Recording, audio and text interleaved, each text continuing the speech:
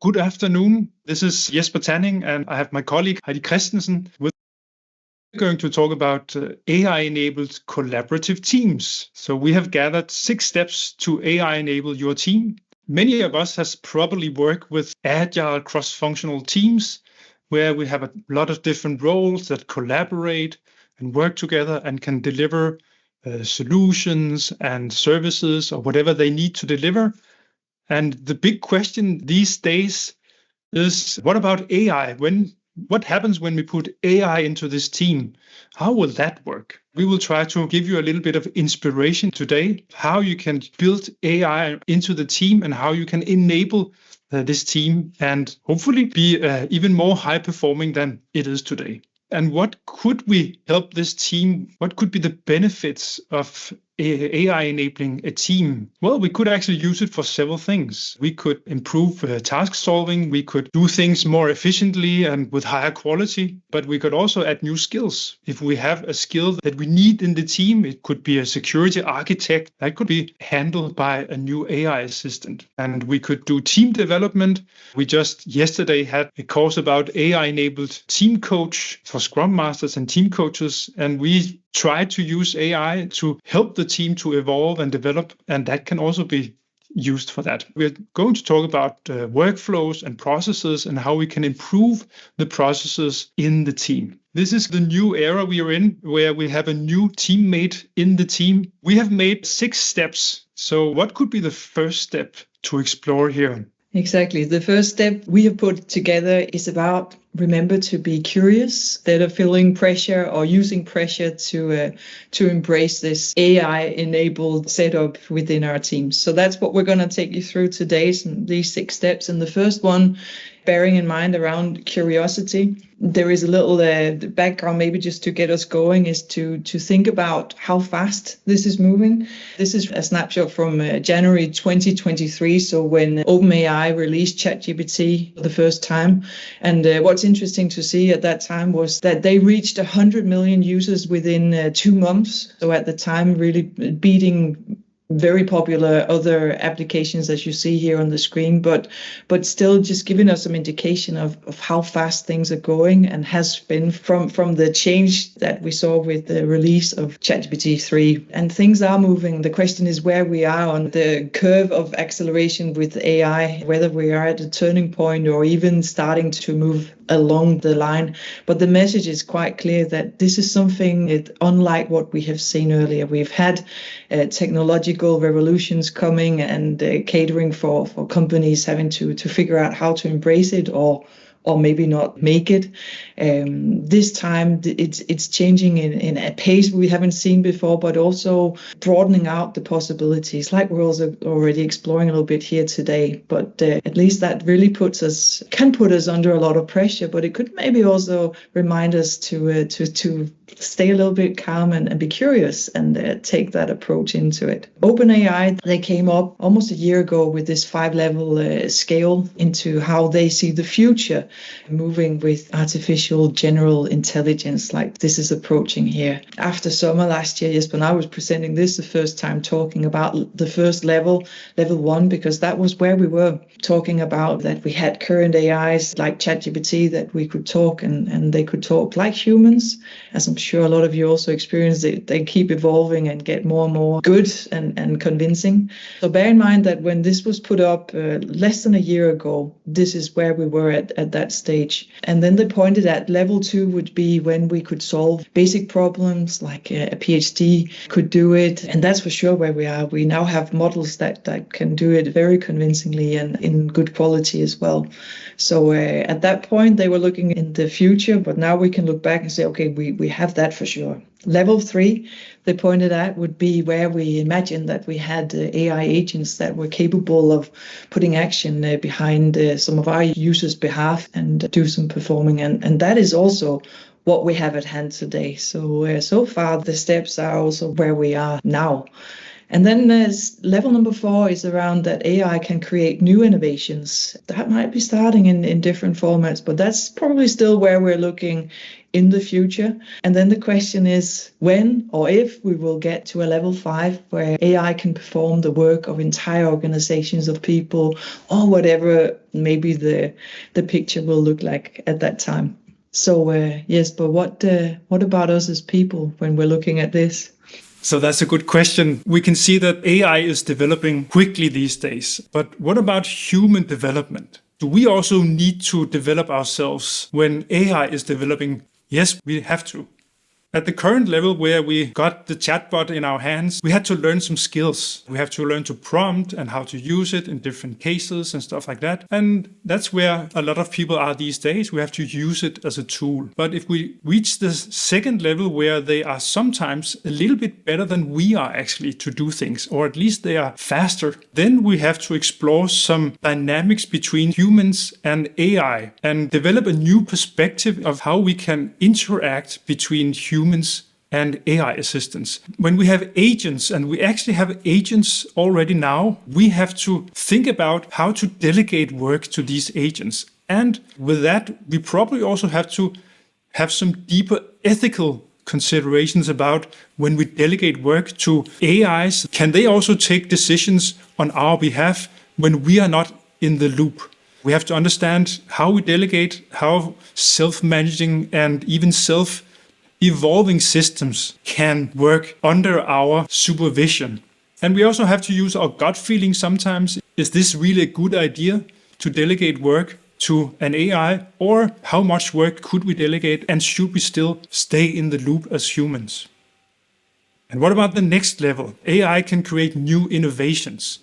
Well, if AI can create something that we haven't really thought of or solve problems that we have tried to solve for 70 years and suddenly we can get them solved, that requires also a new perspective from our behalf as humans.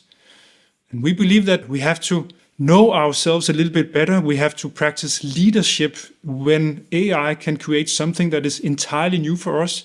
We have to set goals. We have to develop strategies. And basically, we have to know our own deep motivations for doing things, because we can create new things that we perhaps couldn't even imagine with AI as a partner for that. And what if?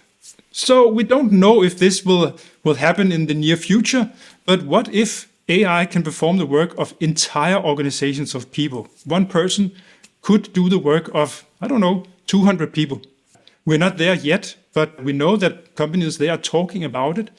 In this perspective, we have to ensure that we serve the highest purpose of human benefit. So we have to really be careful about the purpose of why we do things. Because if we have these superpowers, you could say, then we also have to look into ourselves and see, why are we actually doing this?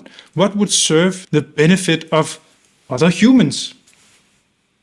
That level we can reach, we don't know when, but in our view, we might as well prepare for it, perhaps step by step, moving from tool use, interactions, delegation, leadership, all the way up to contribute to other humans. A little bit of philosophical reflection here on this afternoon.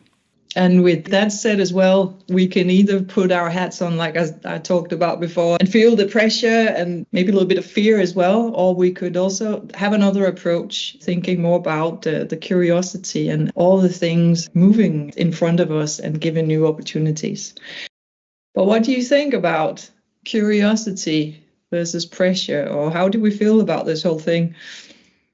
I'm from the generation born in the 70s, and I remember going to school and have the EDB course, and we learned to prompt, and I'm kind of taking back to that of how to ask the machine to do the right thing. So we have to learn IT again, you could say. Yeah. If someone wants to share a little bit what you talked about. Yeah, so in our team, we spoke about, you need to have a sense of psychological safety to encourage curiosity in the teams. Another thing that we spoke about was the leadership, right? And the organization also has to support the innovation culture, because in the absence of an innovation culture, people would be overly engrossed with the pressure on the deliverables that they need to deliver, in every sprint or iterations and things like that. So psychological safety, innovation culture, these two would actually encourage curiosity in the teams. I agree very much. Thanks. Yeah, Joanna. I just have one question, looking back to where America is heading with all the services and talk about they could pull the plug, that the bigger organization have a reluctancy to actually introduce the ChatGPT or whatever AI tool is quite interesting, because if you want to build your own kind of library or your own ChatGPT that actually can provide the answers, not from the world of the whole world, but from the world of within the company and their data set. How do you do that? I mean, what are your customers coming from feedback? Because AI is great, but we talked about ChatGPT. I'm working from France at the moment, and nobody is using ChatGPT within the organization. They're using the Le Chat, the Mistral, and it's quite good.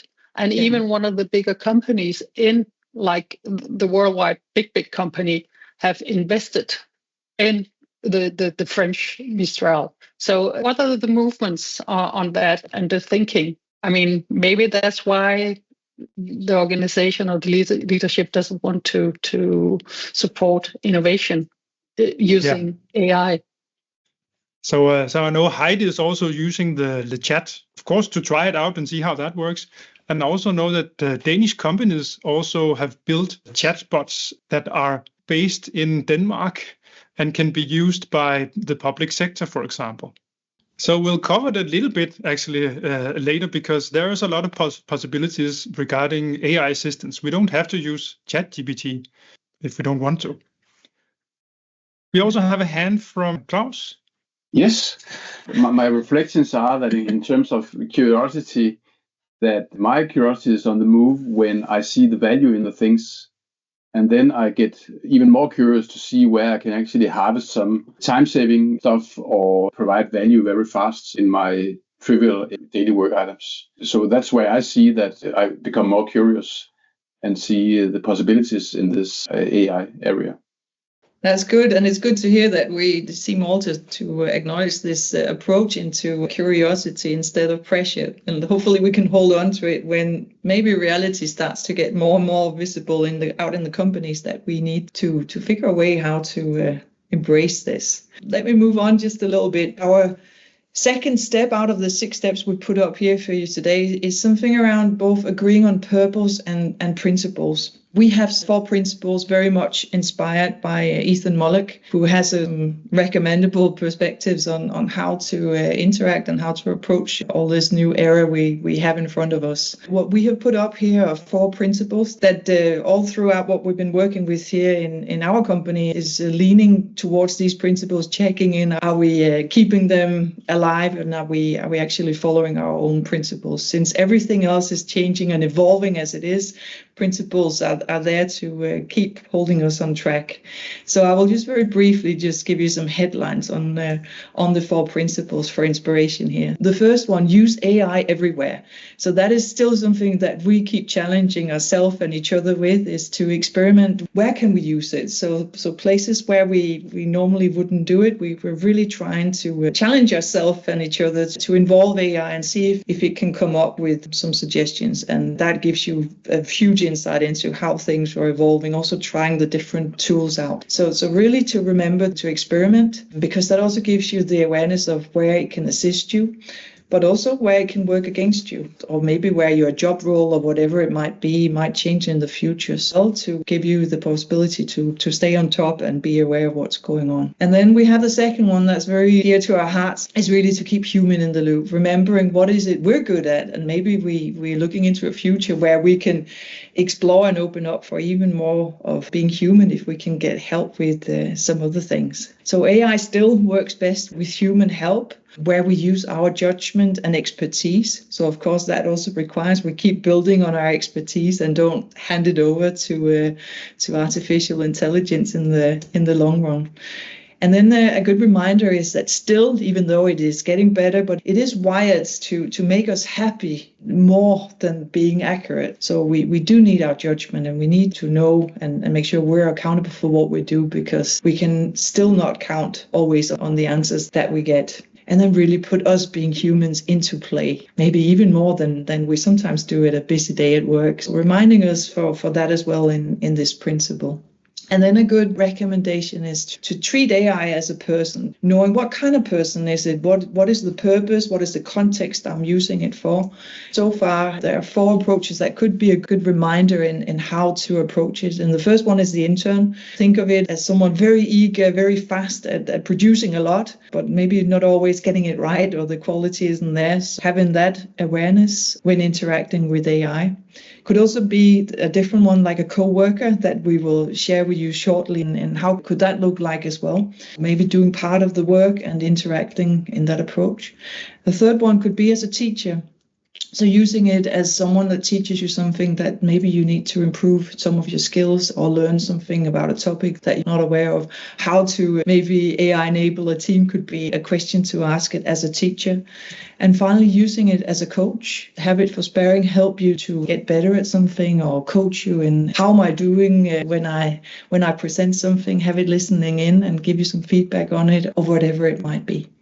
And then the fourth principle we have is be responsible. And that actually covers a lot of things, but it's always for us to check in or to remind us to be responsible. Something around the ethical designs that are used, are they so it's not biased, and that we take in a lot of considerations, that it's transparent and explainable how we use it and the models behind it and the resonance for what it comes up with of results. Make sure it's clear that the accountability is there, so we can't blame AI for running off doing something, but have their accountability in place and the governance around it. And then also have a question around sustainability, so that we use it wisely and know how we use it, which models we decide to use when, so that we have the environment in our mind as well. So if we have agreed on the purpose and principles for the AI use, the next step could be to map the workflow from your team.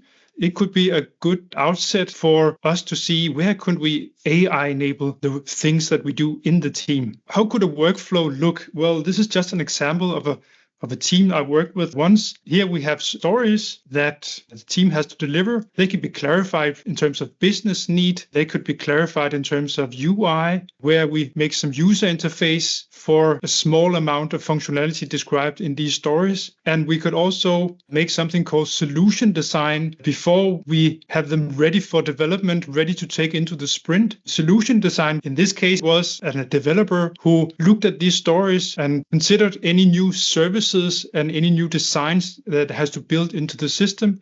And they also, in this case, wrote the documentation for the small part of functionality, wrote some service descriptions and so forth. If you have a team, you often have a kind of workflow where work, it could be stories, it could be other things, they go through a series of steps. When we have looked into our workflow, a next obvious step could be to try to enable the workflow, perhaps step by step. And this is where we're going to show a small case about how you can use tools to AI enable the workflow in a team. Remember that we have cross-functional teams that collaborate, have roles and responsibilities. They improve together, hopefully also. And when we AI enable these teams and put new AI assistants into the team, we want this to be a team effort. That's our perspective. We want the team to figure out what is a good way to collaborate with these AI assistants, so we avoid that it's just an individual thing in the team. And what are ways that we then can create these AI assistants and make them valuable as teammates?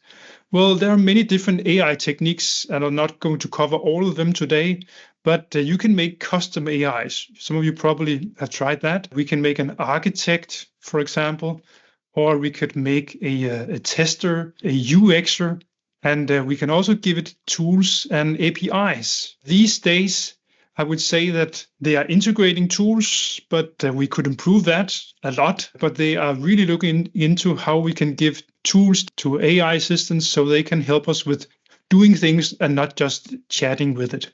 When we delegate tasks and get AI assistants to do something for us, we have to focus on context and learning. Of course, that's important. And we can even also use several agents together in what is called a mixture of agents. So we have small open source, cheap, we have specialized, and we have to figure out how these different AI assistants can work together as a collaborative of agents, making it slightly more complex than we are used to with just chatting with ChatGPT. And when we do this, we call it AI orchestration. We have a lot of AI assistants that can help the team. And these AI assistants could be many different types. It could be that they are open source. It could be that they are specialized from text to image. It could be text to video. They could be working with a lot of different tasks in the team. And we then have to figure out how we can get these things to work together with humans, also preferably through some tools. Orchestration is then to establish processes and collaboration between human and AI through tools. And that is what I'm going to show you in a few seconds. Of course, it could also be that we just have one AI assistant, one corporate one. That's also a possibility. And then we can use it for many different things. That's what I see organizations actually do. But let's go through to the case. And this is a small team I'm working with currently, where we use Trello and ChatGPT. Trello is a Kanban tool where you can have your Kanban board and visualize your work. We also use Figma at the moment for UX, but we use Zapier to integrate to ChatGPT so that we can work in Trello using ChatGPT at the same time. And that is what I'm going to try to show you in a small demo here. This is a Kanban board in Trello. And over here in this board, we have some stories. This is a prototype of a board that we are actually using in the team. So it's still a prototype. The thing that we're building in this team is a small event app, an app where you can invite participants to a wedding, a big birthday, or something like that. And a small functionality, a small story in that backlog is that a host can create a new event with basic information. So as a host, I want to create an event with all the basic information, name, date, time, and place, so that I can start sending invitation to participants. And at the moment, we just have this storyline here. And now I move this to the next column where we have AI input for clarification. And this is where Zapier gets into the picture, because you can set up Zapier so it can detect if a card moves from one column to the other. I can then read the card, and then I can ask ChatGPT to do something with the card, and then I can move the card as the last event in a small setup. Later, after the break, I'll show you how this is set up in Zapier. At the moment, we're waiting for the card to move. I didn't move it, and we have received some acceptance criteria. So we asked ChatGPT to do some acceptance criteria, put in some clarifications, and we also asked it to come with some security concerns, something that we might not have thought about in terms of security. This acceptance criteria could be pretty straightforward. It have to input event name, date, time, and location. Sounds good. It's saved. Provide confirmation. Yes, I can easily access the event details for reviewing and sharing. That sounds good, actually. And I could also go through the clarifications and see if there's anything I missed here. Reminders of upcoming events, perhaps not in this story. Description or agenda, not at this stage, actually. So that's a later story. I could then save the card here and close it and move it to the next column here. And this is AI input for UI sketches. Honestly, it's not working perfectly well these days because images and UIs are not that easy. So this is just a proof of concept, you could say. While we wait for AI to give an input on the UI sketches, we can see where the configuration of these steps are saved. And that's actually another board in Trello. So here we have the configuration for AI input for clarifications. And it's actually just a small prompt, return only acceptance criteria and clarifications, and has to be in a specific markdown format. And we also want some security architect to review the story and comment on it. So this is actually the small prompt where we get the acceptance criteria. But we also want to give it context. And that's another part here. We also want the AI to know something about what we're actually doing. And in this case, we have copied in a lot of details about this event app, what it's about, what it's intended to do, how it's going to help the users, and so forth. That will improve the answers we get from just reviewing the small story. Back to the board here, we actually got some input with UI sketches. So let's look at that. As I said, it's not pixel perfect or anything. When I started with this more than half a year ago, it was really lousy, you could say. But it's actually fun to see that it's improving month by month. And if I can integrate it, perhaps not to ChatGPT, but another tool, I could get better output from a specialized UI AI assistant. And how did I get to do this? Well, actually, it was a two-step process. First, I asked it to make 3 mockups that were alternative of making the UI, and then I asked it to draw the images from these mockups. So you can also put small sequences into your AI flow and your AI orchestration. Well, we also want test cases. Test cases is an obvious thing to get from an AI because they are really good at finding things that we can see over here in our descriptions for test cases, that we want them to be formatted in a specific format, the syntax of given, when, then. And we also want some negative test cases and a small note also about dates and time zones, which could be relevant in this case because this is an app where you can use it in the whole world. It's not just meant for a specific region or country. It also creates a small script that we can use to automate these test cases. It could look like this. So this is the given, when, then of describing test scenarios. I can create an event with valid input. You can see it's creating a lot of scenarios here.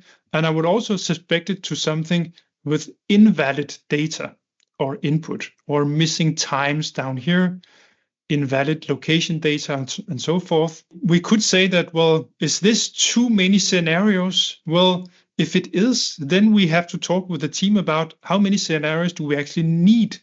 Perhaps these 8 are too much, and we have to then adjust the instructions over here in the test cases saying that perhaps we only want 3. What are the most important ones? The point here is that it's not something that we kind of do individually. It's something that we share in the team. And another thing I also got here is a small script. It is down here as a small attachment.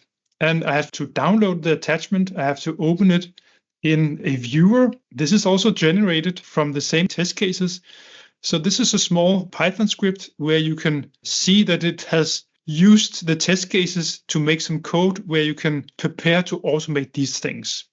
And for me, working with these tools, that's actually a really good help because I know it can be pretty cumbersome just to write all these things and make sure it's correct and so forth. That's a great help. We'll take the last step also. This is solution design. This could be input for not really code, because if we have to code this solution, of course, it doesn't happen in Trello. We have to shift tool to a programming tool. So a tool shift is also something we're going to talk about later. It's a special situation where we have to figure out what is a good way of changing from one tool to the other. That also goes for the test cases, because these test cases also have to be put into another tool in order to be executed and so forth. An example of solution design is down here. We use something called the Quasar framework. This is AI generated. We have something about service descriptions here. You can see that we have to create an event, has to validate event details, and it also has a small data model update with some ideas about how you can use this in a database. Of course, this has to be reviewed by humans. That's the point with humans in the loop. But we are trying to get more and more benefit out of these things. This is a way of building AI into the tool that the team is probably already using. So you probably are curious about how is this set up in Zapier. And that's what I'm going to show you now, how this is automated. For those of you that don't know Zapier, it's a kind of an integration tool that can integrate a lot of different tools if they are cloud-based. So Zapier is a cloud-based integration tool, and it consists of small SAPs. That's what they call it. And here we have 4 SAPs, small scripts or configurations for each of the steps we just saw. Clarifications, test cases, UI sketches, and solution design. And if we open the input for clarifications, it's a series of steps. It starts by detecting that a card has moved to a specific list, and I have to state which list it has to look for, and has to find instructions for clarifications. That's the card we saw in another board. So it fetches those, and it does that every time a card moves. So it gets the updated prompts and instructions. It calls ChatGPT. So it selects a model and gives the storyline and the card description and some AI assistant instructions. And when it has gotten those back again, it updates the card with these things. So you can see it's kind of pretty straightforward. And at the end, it moves the card to the next list. Zapier is actually a pretty easy tool to work with. You can also get a lot of help from their AI assistant. They have built an AI assistant into this tool, and that can be helpful. Not always, but it can be helpful. And if we look at the more advanced steps, we had the UI sketches. Then we have to have some more steps. First, we call ChatGPT. We find instructions and so forth, but we also have to create an image with another model that's called DALL-E. When we have gotten that back from this model, then we add it to an attachment to the card, and then we move it. So you can see here that these small steps have to be orchestrated in a way so, we get the right result. Just the final one, the test cases, for example. Also here, we are creating files. Here we ask Zapier to create a file. First, we ask for test scenarios. Then we create a step definition file. Here, in this case, put the assistant instructions inside of the configuration here. I could also put it elsewhere, but that's what I chose to do in this case. And when we receive the result from ChatGPT, it has to be put into a file, and then the file has to be updated. So there's small steps that have to update the card and attach things and so forth. The funny thing here is that when we set this flow up, I can mainly just work in my tool here because I know how it works. I know kind of the sequence behind the scenes. And for me, I've worked as a product owner in many cases. It's really nice to be working in Trello instead of chatting with ChatGPT and copying text back and forth between tools. We're trying to build AI into the team tool. Now you can see that it can be done in your tool. It could be done in another way. And I would expect tools like Azure DevOps, Jira, and so forth to build in these AI capabilities. Now, I have a question. So when you say the capability, right? So should the capability be built within Trello, or should the capability be within Zapier? Depending on your strategy, whether you want to build your logic into Zapier or you want to build it into Jira, you have to choose that. I would assume that it would be easier to do it in Trello directly. But it could also be that Trello or Jira or Azure DevOps is in some way constrained to what they actually can do. We have to figure out what is a good strategy to AI enable these steps. For now, I cannot see the perfect solution. You can do it either in the tool directly in Trello, or you could continue using Zapier. Zapier could have more possibilities that you need to work with, for example. We also want you to try to prompt a little bit, just to see what input you could get from an AI to enable one of your own steps in your workflow. And you have to fill in a short description about your workflow step, and then you get a small analysis of the step with AI input and AI output, human interactions that could be relevant, even hopefully a prompt draft for this step, and benefit and risks. It's always good to ask an AI about risks or something that could go wrong, something we have to avoid. One thing you have to do is to adjust the input from team member here. We normally say that we move these small comments here. You have to fill in something else. Could be during backlog refinement, we discuss stories, clarify acceptance criteria, and so forth.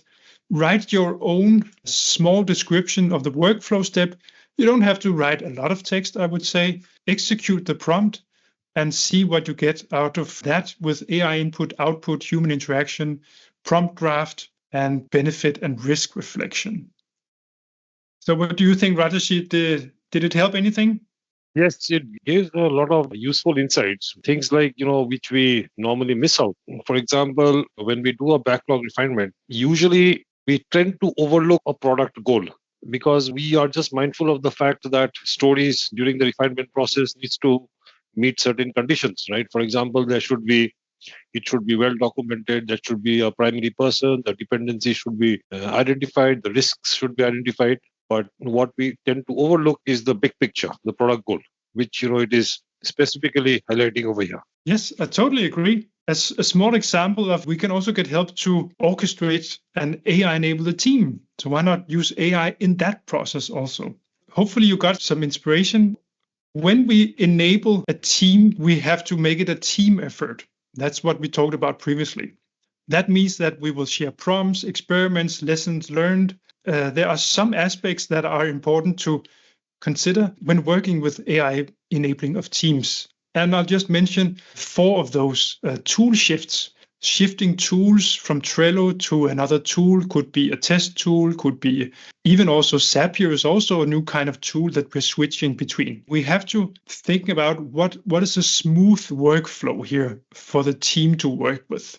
Because it could be that when we shift tools, we lose intent or context, and it could actually be counterproductive if we don't shift it in the right way. And of course, the human reviews of output. Who's the reviewer? Do they know how to do it? What is the success criteria for a good look into the AI output? That also has to be considered. And especially also the prompt context. So which context do we give to these prompts, and where's that maintained? And does it evolve over time? The more stories we get, the more features we get in the solution. Perhaps we also have to build that into the context. And is that manual, or can we also do that automatically? And the prompt lifecycle, when we create prompts, evaluate and maintain these prompts, is also something we have to consider. Perhaps in the future, we want them also be versioned in GitHub or have them as assets in the team and even also in the company. So there's a lot of things we have to consider when we are AI enabling a team, but I would say it's just a matter of going to it and trying it out. Perhaps we also have to consider who drives this transformation. What do you think, Heidi? Yeah, exactly. And I think that's a question for all of us here on the call. Looking at what I'm sharing here on the screen, we have some suggestions on perhaps also some new responsibilities that might need to be covered for any kind of leader in an organization. Have a look, and perhaps if some of you want to just open the mic and share if you agree with some of them or find some of them important or not. Let's have a little reflection here. Yes, please, Klaus. Yeah. My reflections are definitely to focus on where are, from my perspective, the productivity gains and run some small, low-risk experiments. So assuming that AI can support me in my daily work, my challenge and where the curiosity is needed and where I need to be having a dialogue with counterparts are where to actually benefit and knowing what can you get out of AI. For instance, the examples provided here, I would just say, okay, that was a lessons learned, and that spins off new thoughts and ideas. So it's about getting started on getting the ideas and figure out, okay, where can it help me? So it's about the things that are mentioned here, but for me, it's very much about start to see the benefits by running some small, low-risk experiments, but getting the ideas on how to get started. And then I guess also figuring out the way, how do we then share the learnings and build on it as well? Yeah, and then of course also the ethics and the judgment, 2 elements of this. What kind of data can you actually use in an AI context? And secondly, also to just not lean back, but you really have to double check and verify that you get out of it what you actually assume. So we have tried different prompts where very simple queries for information, like in a calendar, and when I get the response back in Microsoft Copilot, then it's full of errors. So I don't get what I actually expect. So it's also about how you query and how you ask or how you prompt. But you need to act and judge the data that you get, of course. Thanks. And I think it's also about not letting yourself be limited by the boundaries we talked a little bit about earlier due to GDPR governance or whatever. You can't just do what you want, but then do what you can. Exactly. I hear a lot this with, yeah, but I'm not allowed to, so then I don't do anything. But we need to do something. Yeah, back to our first principle around try it everywhere. So really try and also to challenge ourselves with how could we use it. We do a lot of experience right now in our group with inviting AI into our workshops and meetings when we meet up and see how it can challenge us, maybe also with some questions we don't dare to ask each other, or what are our blind spots, or what are we missing here, so to really get the use for it. And then sometimes, like you also say, Klaus, then we get something that's not right, but still it does something to us as well. Being mindful of the time, I think I'm just going to wrap this up with our 6 steps that we put up for you here today. And the last one is around reflect often and adjust together, like we're also talking about here, because it does evolve, and also our needs and what Jesper shared here from that starting point. How can it make sense for us? How will we benefit from it? And that requires that we often reflect and adjust, and that we do it as a team effort. So we have some guiding strategies for enabling AI, enabling the teams. And the first one, we have 3 here, is take a holistic view. Avoid amplifying silos. That's also been our thinking with what we've been sharing here, is we want to make it transparent for everyone so that everyone can have an understanding of what are the prompts we're using, where do we store the information, and so on. And then also keep reminding to make team members more knowledgeable, so that we don't hand over and become passive to the AI output. Right now, we can see we need it because it's sometimes error prone, but as that gets better, we should still remind ourselves that it should help us to learn and grow as well, so we don't become passive.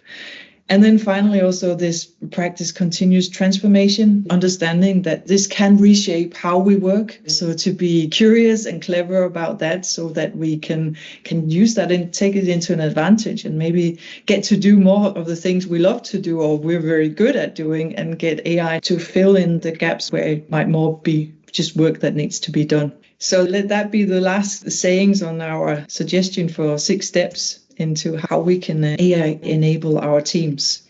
And perhaps we'll see you again also, because we have more meetups coming up. We also have something about the product owner, June 12th.